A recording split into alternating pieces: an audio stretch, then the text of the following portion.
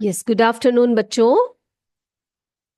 मेरे बच्चों, प्यारे प्यारे बच्चों, आप सबको इस क्लास में, विद्या शक्ति क्लास में मैं सबका स्वागत कर रही हूँ। आज हम पढ़ेंगे एक नए लेसन को जिसका नाम है किशोरावस्था। ठीक है। तो किशोरावस्था क्या है? तो पिछले क्लास में क्या पढ़ा था बेटा? हमने पिछले अध्याय में हमने पढ़ा था कि जीवों में जनन के बारे में, है ना, कि किस प्रकार से जीवों में जनन होता है, लैंगिक जनन कैसे होता है, अलैंगिक जनन कैसे होता है, उनमें क्या डिफरेंस होता है, ये सब हम लोग डिटेल में पढ़ चुके हैं। ओके। तो मनुष्य तथा बहुत से अन्य जंतुएं एक निश्चित आयु के पश्चात जनन क्षमता को प्राप्त करते हैं। बचपन से ही नहीं होते वो लोग, जनन क्षमता नहीं प्राप्त करते। एक निश्चित आयु के बाद ही वे क्या करते हैं? जनन क्षमता को प्राप्त करते हैं। ओके। और ये जो क्षमता होती है, ये शरीर में कुछ बाह्य तथा आंतरिक परिवर्तनों के पश्चात ही होता है। तो हमने कहा कि मनुष्य में और अन्य जंतुओं में क्या होता है बेटा? एक निश्चित आयु, एक निश्चित आयु के बाद क्या होता है? उसके पश्चात ही क्या होता है बेटा? जनन क्षमता आती है। जनन यानी कि किसी भी एक ऑर्गेनिज्म को या अपने जैसे किसी एक जीव को जन्म देने की क्षमता वो प्राप्त करता है। अब जनन की ये जो क्षमता होती है, ये शरीर में कुछ बाह्य तथा आंतरिक परिवर्तनों के बाद ही आता है। ठीक है। तो ये जनन की जो क्षमता होते हैं, यूं ही नहीं आते। ये कैसे आती है? कैसे आती है? बाह्य कुछ जो है, बाह्य तथा कुछ आंतरिक परिवर्तन, बाह्य और आंतरिक परिवर्तनों के कारण आता है। ठीक है।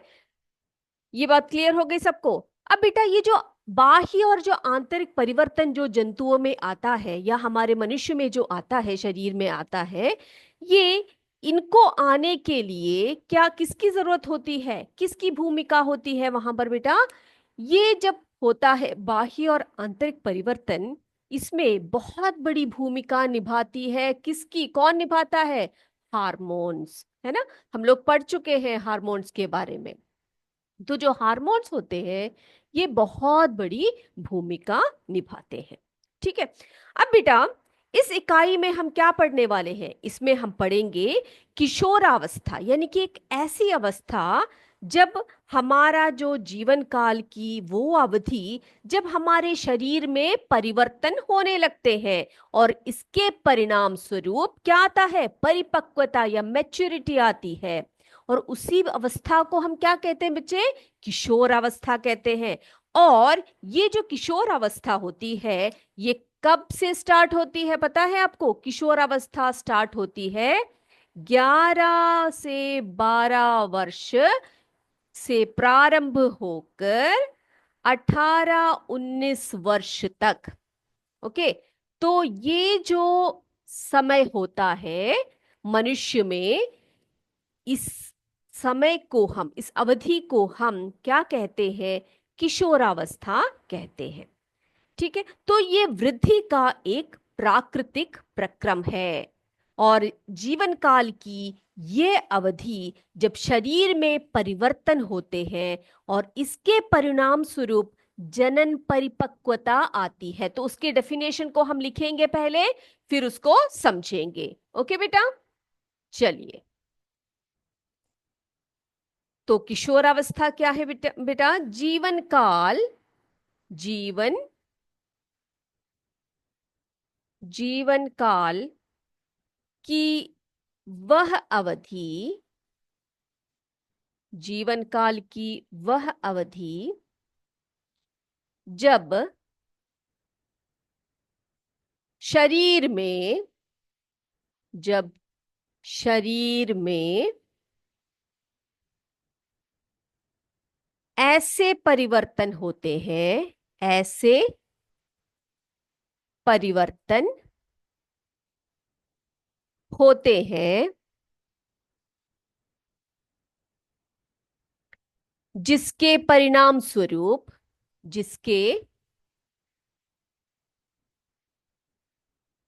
परिणाम स्वरूप क्या होता है बेटा? जिसके परिणाम स्वरूप क्या होता है हमारे शरीर में? बताइए। हाँ, बिल्कुल सही। क्या क्या होता है? यस, जिसके परिणाम स्वरूप जनन परिपक्वता आती है ना? जनन परिपक्वता, यानी कि मैच्योरिटी, सेक्सुअल मैच्योरिटी आती है। ओके। और इसी अवस्था को हम किशोर अवस्था, या अंग्रेजी में हम इसको क्या कहते हैं? एडोलेसेंस स्टेज कहते हैं। ठीक है, क्या कहते हैं बेटा? एडोलेसेंस। लाइट नहीं है, मोबाइल से क्लास चल रहा है, यूपीएस बोरकला से। ओके ओके, ठीक है। तो बेटा, ये हमने इसकी जो समय कब बताए आपको? जब बच्चा 11-12 वर्ष का होता है, तब से ये शुरू हो जाता है। ठीक है, जब 11-12 वर्ष के बच्चे होते हैं उनमें ये प्रारंभ होता है। और कब तक चलता रहता है ये? 18 से 19 वर्ष तक। 18 से 19 वर्ष तक ये चलता है। हाँ बेटा, इसमें जो किशोरावस्था होती है, इसमें क्या होता है? बहुत सारे महत्वपूर्ण शारीरिक एवं मानसिक परिवर्तन होते हैं। क्या क्या होता है इसमें? शारीरिक,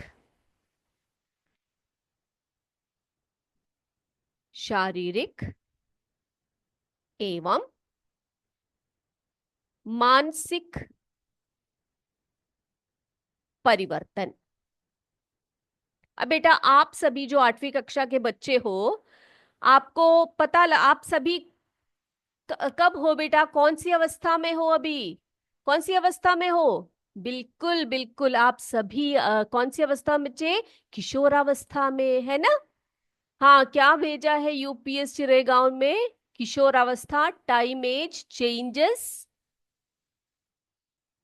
ओके, किशोरावस्था। ओके, लड़कियों में किशोर, लड़कियों में नहीं बेटा, लड़कों में भी किशोरावस्था स्टार्ट हो जाती है इस एज में। ठीक है, तो लड़के और लड़कियों में इस जो आपका जो बचपन होता है वो ऐसे निकल जाता है। उसके बाद आप जब 11-12 वर्ष के आ जाते हो, तो धीरे धीरे आपके शारीरिक और मानसिक परिवर्तन आपके शरीर में होने लग पड़ता है।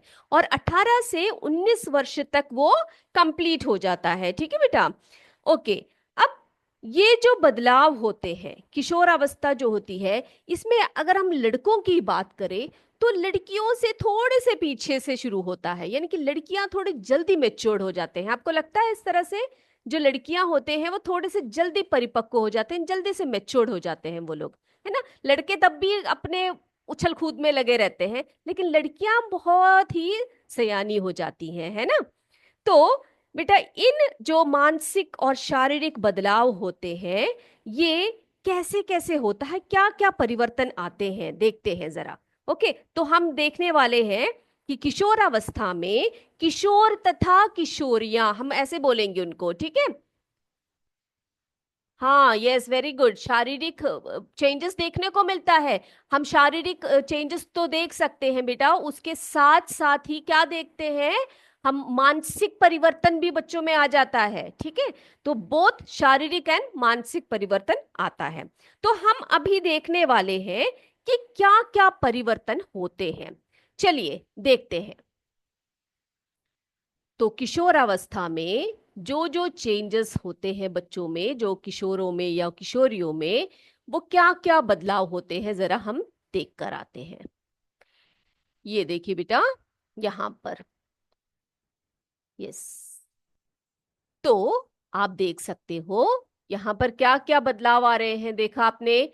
ये देखो क्या दिया गया है यहां पर। यहां पर हमें दिया है शारीरिक बदलाव, मानसिक बदलाव, सब, है ना?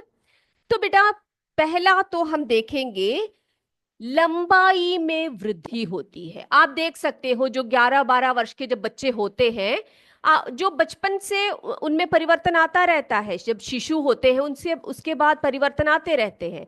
लेकिन एक ऐसा स्टेज जब 11-12 ईयर्स के, 11-12 वर्ष के जब वो होते हैं, तो अचानक से उनकी लंबाई में वृद्धि होने लग पड़ती है ना? है कि नहीं, वृद्धि होती है। तो हम बोलेंगे किशोर अवस्था में लंबाई में वृद्धि होती है ना, लंबाई में उनकी वृद्धि जो है होती है। और क्या क्या होता है, शारीरिक बनावट में परिवर्तन आने लगता है, लड़के हो चाहे लड़कियां हो, उनके शारीरिक बनावट में परिवर्तन होता है। ओके, ये सब हम डिटेल में पढ़ेंगे इसको बेटा। अब क्या होता है, फिर क्या क्या होता है बेटा, बताइए। यस, स्वर में बदलाव आने लग पड़ता है।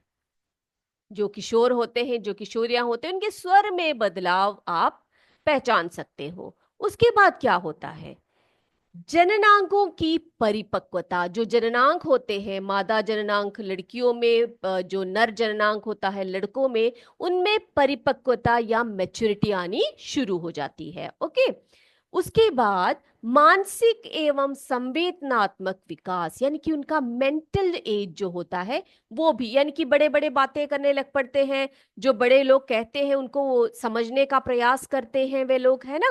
और क्या होता है, श्वेत एवं तैल ग्रंथियों की सक्रियता। बेटा बहुत सारे ग्रंथियां आपके शरीर में क्या होने लगते हैं, सक्रिय होने लगते हैं। बेटा आपको पता है जब आप उस एज में आते हो, अभी आपको पता है आपके मुंह में ऐसे पिंपल सब निकल जाते हैं, है ना, ऐसे फुंसियां जैसे निकलते हैं मुंह में पिंपल्स।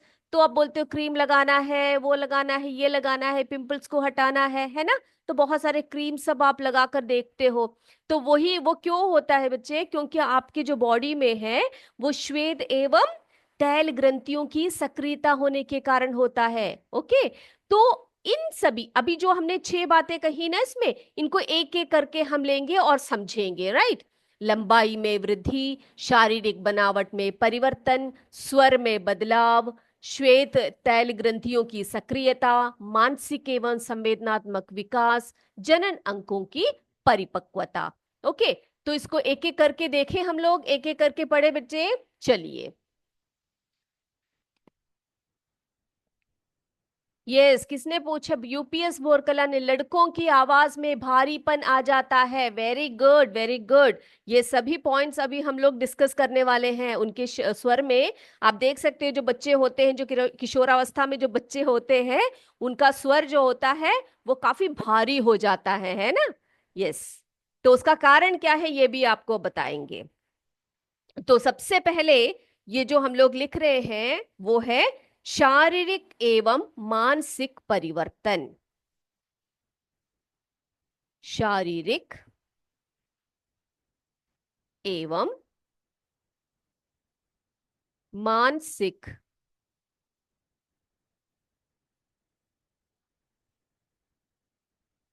परिवर्तन। ओके, तो एक एक करके हम डिटेल्स में जाएंगे। पहला वन, बेटा उमंग पांडे, रेहान खान, प्रियांशी, जानवी सिंह, बच्चे बहुत अच्छे तरीके से आपने जो है चित्र बनाकर भेजे हैं, ठीक है। सीएस करधाना सेवापुरी से, वाराणसी, नंदिनी, नंदनी, ओके, रिया, बहुत बढ़िया बेटा। यस, तो पहला पॉइंट हम डिस्कस करते हैं, लंबाई में वृद्धि। लंबाई में वृद्धि। ओके, अब बेटा किशोर अवस्था में जो आप स्पष्ट रूप से देख सकते हो बच्चों में, वो ये है कि उनकी लंबाई में काफी परिवर्तन आता है, यानी कि वो काफी लंबे होने लग पड़ते हैं, जल्दी जल्दी लंबे होते हैं। तो इस दौरान क्या होता है कि जो शरीर की जो हड्डियां होती हैं उनमें तेजी से वृद्धि आती है, ठीक है। जो हड्डियां लंबे होंगे, बड़े होंगे, तभी तो आप बड़े होंगे ना। तो क्या होता है, हड्डियों में, जो शरीर की हड्डियां होती है, हड्डियों में तेजी से, तेजी से वृद्धि होती है। तो बेटा आपने नोटिस किया होगा, आप में से कई बच्चे ऐसे होंगे जो बोलते रहते हो कि पैरों में दर्द हो रहा है, हाथों में दर्द हो रहा है ना, बोलते हो कि नहीं। अगर एक डॉक्टर के पास आप जाओगे तो डॉक्टर आपको बताएंगे कि बेटा अभी तुम्हारी बढ़ने की उम्र है, तो जो हड्डियों में जो परिवर्तन आ रहे हैं उस कारण आपको हल्का हल्का सा दर्द हो सकता है। है कि नहीं? बताते हैं कि नहीं? यस। तो लंबाई में वृद्धि, हड्डियों में तेजी से बदलाव आता है, तेजी से वृद्धि होती है, और जिसके कारण हाथ पैर की हड्डियां सब बढ़ती है और बच्चा क्या हो जाता है? लंबा हो जाता है। ठीक है। लेकिन एक और बात है, प्रारंभ में लड़कियां लड़कों की अपेक्षा तेजी से बढ़ती हैं। देखा होगा आपने, आपके अब आपके क्लास में, या आप 7th स्टैंडर्ड में सब होंगे, 7वीं कक्षा में सब होंगे, आप देखोगे कि लड़कों की अपेक्षा लड़कियां थोड़ी जल्दी लंबी होने लग पड़ती है ना? लेकिन 18 वर्ष की आयु तक लड़के तथा लड़कियां अपनी लंबाई की एक अधिकतम यानी कि एक लिमिट तक पहुंच जाते हैं। 18-19 साल के बाद क्या हो जाता है बच्चे, उनकी जो लंबाई होती है ना वो स्टॉप हो जाती है। वरना क्या होगा, आप सोचो जरा, 30 साल की उम्र तक बढ़ते रहे बढ़ते रहे बढ़ते रहे तो कहाँ पहुंच जाओगे आप लोग, है ना? तो एक उम्र होती है जो हम किशोरावस्था का जो लिमिट बोलते हैं, जो 18-19 वर्ष होता है, उसमें क्या हो जाता है, उनकी जो ग्रोथ होती है, उनकी जो वृद्धि होती है ना बच्चे, वो वहां पर रुक जाती है। ठीक है, इतनी बातें क्लियर हो गई? अब बेटा, जो बच्चे लंबे होते हैं ना, उनकी दर भी जो है डिफरेंट होती है। बच्चों की जो लंबाई जो होती है, वृद्धि होती है, वो भी भिन्न भिन्न होती है। किसी की लंबाई जो होती है अपने माता पिता के, कई लोग होते हैं जिनके माता पिता बहुत लंबे होते हैं, है ना? तो उनके माता, कई लोग जो होते हैं उनकी लंबाई उनके माता पिता से, देखो, माता पिता का जो आनुवंशिक लक्षण बोलते हैं हम लोग, ठीक है? माता पिता, हम बोलते हैं ना कि उसकी माँ की तरह वो लंबी है, उनके पिता की तरह वो बहुत लंबा है, ऐसे बोलते हैं ना। तो वो क्यों बोलते हैं बच्चे उनके? क्योंकि उनका जेनेटिक्स होता है आनुवंशिक। ठीक है, आनुवंशिक लक्षण हो, लक्षण के कारण भी कई बच्चे जो होते हैं कई लंबे, बहुत लंबे हो जाते हैं। ओके, तो आनुवंशिक लक्षणों पर भी निर्भर करता है। और साथ साथ जो बच्चे संतुलित आहार करते हैं, तो बेटा आपको इस उम्र में क्या करना चाहिए? संतुलित आहार लेना बहुत बहुत जरूरी होता है। आप ये नहीं कि सिर्फ रोटी खा रहे हैं तो रोटी ही खाते जाओ, चावल खा रहे हैं तो सिर्फ चावल ही खाएं, ऐसे नहीं। आपने क्या करना है, सब प्रकार के भोजन आपने करने हैं। ठीक है, क्या करना है, आपने सब्जियां खानी है, फल खाने हैं, दूध पीना है, और साथ ही साथ क्या करना है, साथ ही साथ खेलना कूदना भी, वो भी बहुत जरूरी होता है। तो ये सभी जो रीजंस है, ये सब डिपेंड करते हैं कि आप लंबे हो रहे हैं। ठीक है, तो लंबाई में वृद्धि क्लियर हो गई, ये पॉइंट आपको क्लियर हो गए बेटा? सीएस कॉम्पोजिट विद्यालय से क्या भेजा है? लड़की के स्वर पतली मधुर हो जाती है। यस ऑफ कोर्स, हमारे हैं उस पॉइंट की तरफ। ठीक है, ओके। अब अगला पॉइंट हम लिखेंगे, क्या लिखने वाले हैं? शारीरिक बनावट में परिवर्तन। अब दूसरा है शारीरिक बनावट में परिवर्तन।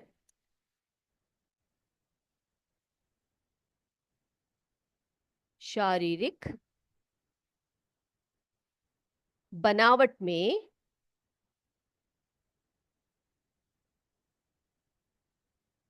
परिवर्तन। ओके, ये हमारा दूसरा पॉइंट है। अब बेटा, किशोर अवस्था में क्या होता है, जो लड़के होते हैं उनका जो सीना होता है वो काफी चौड़ा होने लग पड़ता है। ध्यान दिया है आपने? क्या देखते हैं हम लोग? लड़कों का, लड़कों की बात करें तो उनका सीना चौड़ा हो जाता है ना? सीना उनका चौड़ा होने लग पड़ता है। और लड़कियों में क्या देखते हो आप लोग? लड़कियों में, लड़कियों में उनके कमर की जो निचला हिस्सा, निचला भाग होता है, ओके, कमर का, कमर का निचला भाग वो चौड़ा होता है। लड़कों में सीना चौड़ा होने लग पड़ता है, तो लड़कियों में उनकी कमर के निचला हिस्सा, निचला भाग जो होता है, उसकी चौड़ाई जो होती है वो बढ़ जाती है। ओके, और हम ये देखते हैं कि जो लड़के होते हैं उनकी शारीरिक पेशियां जो होती है ना, जो मसल्स होते हैं उनके, वो लड़कियों की अपेक्षा में क्या होता है, सुस्पष्ट व गठी दिखाई देती है, ठीक है। तो लड़कों का जो मसल्स होते हैं ना बेटा, आप देखते हो इस उम्र में जो बच्चे होते हैं, लड़के होते हैं, उनके जो मसल्स होते हैं वो काफी अच्छे होते हैं, ऐसे दिखाते हैं। आपके भाई सब होंगे घर में, तो वो बोलते हैं देखो मेरा मसल्स कितना बड़ा हुआ है, ये देखो मेरा मसल, ये देखो करके दिखाते हैं आपको। ओके। तो बच्चे क्या होता है, लड़कियों की अपेक्षा जो है लड़कों की जो पेशियां होती है, शारीरिक पेशियां, शारीरिक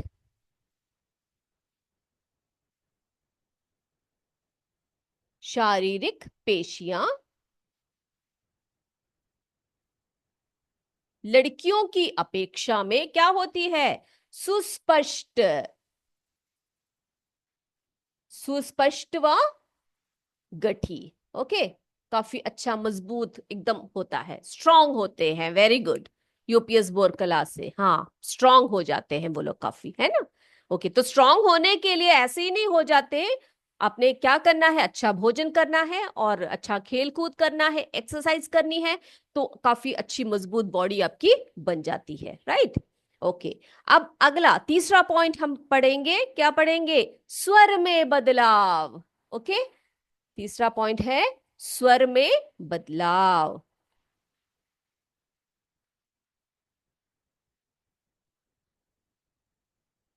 स्वर में बदलाव। ओके। तो अभी बहुत सारे स्कूल्स के बच्चों ने मुझे भेजा है कि मैम, लड़कों की आवाज जो होती है भारी हो जाती है, लड़कियों की आवाज पतली हो जाती है, मधुर हो जाती है ना। इस टाइम पर जो लड़कियां होती हैं उनकी आवाज एकदम मीठी मीठी होती है, बिल्कुल, है ना। ओके। तो ये सब हमने अनुभव किया हुआ है ना, कि किशोरियों की आवाज जो होती है वो मधुर हो जाती है, और जो किशोर होते हैं उनकी आवाज कैसी हो जाती है, भारी हो जाती है। ये इसीलिए होता है, क्यों होता है पूछ रहे हैं। तो ये इसलिए होता है कि किशोर अवस्था में क्या होता है ना बेटा, जो स्वर यंत्र होता है हमारे बॉडी में, जो से हम लैरिंग्स कहते हैं, स्वर यंत्र जो हमारे कंठ में होता है, स्वर यंत्र, स्वर यंत्र, स्वर यंत्र को हम अंग्रेजी में लैरिंग्स बोलते हैं। क्या बोलते हैं बेटा, लैरिंग्स। जो स्वर यंत्र होता है उसमें क्या हो जाता है, वो विकसित होता है, विकसित होता है, स्वर यंत्र विकसित होने लग पड़ता है। ओके। और विकसित होकर बड़ा होता है। और ये जो स्वर यंत्र होता है, ये लड़कों के गले के नीचे, अगर आप ध्यान दो, किशोरावस्था में जो बच्चे होते हैं, जो लड़के होते हैं, उनके गले की तरफ अगर आप ध्यान दो, तो उनके जो गले होते हैं उस वहां पर एक उभार जैसे दिखाई देता है। जैसे कि ये देखो, जैसे ये एक लड़का है, इसके गले को अगर आप ध्यान दोगे, तो यहां पर आप ऐसे एक हल्का सा एक उभार देख सकते हो, ठीक है। इस उभार को पता है हम लोग क्या कहते हैं, इस उभार को हम कंठमणि कहते हैं। क्या कहते हैं बेटा उसको हम, कंठमणि कहते हैं। ओके। कंठमणि, इसको अंग्रेजी में क्या बोलते हैं पता है, एडम्स एप्पल कहते हैं। क्या बोलते हैं, एडम्स एप्पल कहते हैं। ओके। यस। तो ये, हाँ हाँ हाँ हाँ, सब आपने तो बहुत अच्छी तरह पढ़ रखा है ना। सारे लक्षण आप लोग सभी बता रहे हो। ओके, मुझे लगता है कि मुझे ये लेसन पढ़ाने की जरूरत नहीं है कि नहीं, सबने पढ़ रखा है, ये सारे लक्षण सब पढ़ रखे हैं आपने। Yes, very good, very good. Okay. तो स्वर यंत्र जो होता है वो क्या हो जाता है, स्वर यंत्र भारी हो जाता है, ये बड़ा हो जाता है, ठीक है। और ये जो लड़कों में जो उभार ज्यादा देखते हैं उसको हम कंठमणि कहते हैं या एडम्स एप्पल कहते हैं। अब बच्चे पूछ रहे हैं कि मैम, लड़कों में इस तरह से भारी भारी आवाज आती है तो लड़कियों में क्यों नहीं आती, उनका भी तो किशोरावस्था ही चल रहा है ना। तो बेटा ये इसलिए होता है क्योंकि जो लड़कियां होती है ना, उनके स्वर यंत्र की जो आकृति होती है ना, लड़कों की अपेक्षा क्या होता है, छोटी होती है। ओके। क्लास में 15वां पढ़ाया जा रहा है लेसन। ओके, नो प्रॉब्लम, हम देखते हैं, क्योंकि अभी जो है ना, कई बच्चे ऐसे हैं जिनका ये सब चैप्टर्स हुए नहीं है। ओके, तो सबको सबके साथ चलना है हमने। Okay, thank you. तो ये पूछा गया है कि लड़कियों के स्वर जो होते हैं वो तीखी होती है, स्वीट होती है, मीठी होती है। लड़कों की आवाज जैसी नहीं होती बेटा, इसलिए क्योंकि उनका स्वर यंत्र जो होता है लड़कों की अपेक्षाकृत छोटी होती है और सामान्यतः दिखाई नहीं देती। तो इसीलिए उनका स्वर कैसा होता है, उच्च तारत्व का होता है। उच्च तारत्व यानी कि क्या होता है, पिच वाला, हाई पिच का हो रहा होता है। ठीक है, तो लड़कियों में कैसा होता है, लड़कियों में स्वर कैसा होता है बेटा, स्वर उच्च तारत्व का, उच्च तारत्व यानी कि हाई पिच का होता है, बहुत ज्यादा पिच का होता है। ये बात क्लियर हो गई सबको, स्वर में बदलाव क्लियर हो गया है। अगला है हमारा जो पॉइंट है वो है श्वेत एवं तैल ग्रंथियों की सक्रियता। चौथा पॉइंट,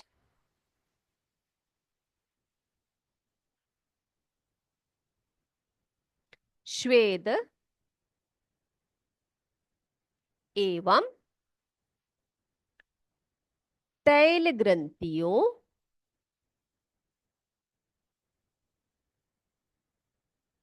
तैल ग्रंथियों में सक्रियता।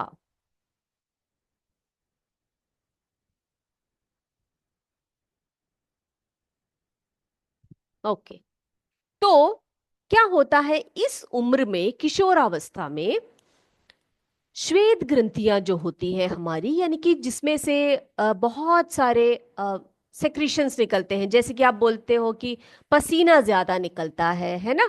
और तैल ग्रंथियां भी जो होती है हमारे बॉडी में बहुत ज्यादा बनने लग पड़ता है। ओके, यूपीएस बहाव से बच्चों ने भेजा है, चित्र बनाकर भेजा है, उनके बच्चों के नाम भी जरा टाइप कर दीजिएगा। ओके, तो श्वेत ग्रंथियां और तैल ग्रंथियां सक्रिय होती हैं। इन ग्रंथियों की अधिक क्रियाशीलता के कारण क्या होता है, जैसे मैंने आपको बताया, कुछ बच्चे जो होते हैं उनके मुंह पर क्या निकलते हैं, चेहरे पर फुंसियां आती है, कील मुहासे आते हैं, है ना। तो इस उम्र में ये होता रहता है। और क्या करते हो आप, मम्मी से बोलते हो मम्मी देखो मेरे मुंह में क्या निकल गया है, पिंपल निकल गया है, आप इसके लिए कुछ दवाई बना के दो ना, आप कुछ बना कर दो, या फिर कुछ क्रीम लगाते हैं हम लोग। तो इस उम्र में क्या होता है, बच्चे बहुत ही ब्यूटी कॉन्शियस होते हैं, वो बहुत ध्यान देते हैं अपनी सुंदरता पर, सुंदरता बढ़ाने में बहुत कोशिश करते हैं, है ना। तो उसके लिए वो लोग क्रीम्स यूज करते हैं, पाउडर का यूज करते हैं, मॉइस्चराइजर्स यूज करते हैं, पता नहीं क्या क्या यूज करते हैं, है ना। तो वो इस उम्र की एक बहुत ही विशेष बात होती है। क्लियर है, यूपीएस बहाव, सोनू, आकांक्षा, ओके ओके गुड, बहुत बढ़िया, ठीक है। उसके बाद अगला पॉइंट हमारा आता है जननांगों की परिपक्वता। पांचवा पॉइंट आता है हमारा जननांगों की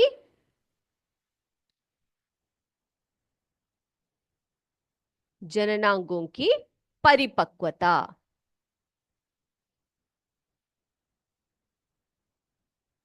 यस, तो किशोर अवस्था के अंत तक, यानी कि जब 18-19 वर्ष तक आप आ जाते हो, तो मानव जननांग यानी कि मनुष्य का जो जननांग है वो पूरी तरह से विकसित और परिपक्व हो जाता है। और क्या होता है इसमें, लड़कों में शुक्राणुओं का बनना शुरू हो जाता है और लड़कियों में अंडाशय परिपक्व होकर अंडाणु का निर्मोचन करना शुरू कर देते हैं। ठीक है, ये बात क्लियर हो गई। तो हम इसे डिटेल में हम लोग पिछले चैप्टर में पढ़ चुके हैं, है ना। तो लड़कों में क्या होता है, शुक्राणुओं का बनना शुरू होता है और किशोरियों में अंडाशय परिपक्व होकर अंडाणु का निर्मोचन करते हैं। उसके बाद छठवा जो पॉइंट है वो है मानसिक परिपक्वता। ठीक है, या हम बोलेंगे मानसिक एवं संवेदन विकास, मानसिक एवं संवेदनात्मक विकास।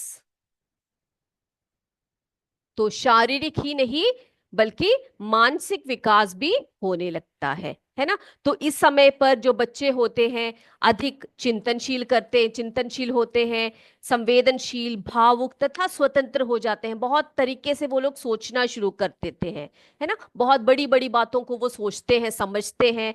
तो ये सब जो है इस उम्र की एक लक्षण है। वे तर्क वितर्क करने में लगते हैं, निर्णय लेने का एक परिपक्वता उनमें आ जाती है, सामाजिक कार्यों में भी रुचि लेने लगते हैं, और कभी कभी उनको असुरक्षा भी महसूस होने लगती है। तो ये सभी जो बदलाव है ये बच्चों में क्या होता है, इस उम्र में आती है। तो इसको और भी डिटेल में हम पढ़ेंगे बेटा अगले क्लास में।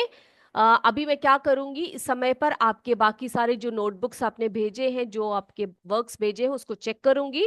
ठीक है, तो आज की कक्षा को हम यही समाप्त करें। अगली कक्षा के लिए आप तैयार होकर बैठिए। तब तक के लिए जय विद्या शक्ति, जय हिंद, जय भारत। धन्यवाद बच्चों।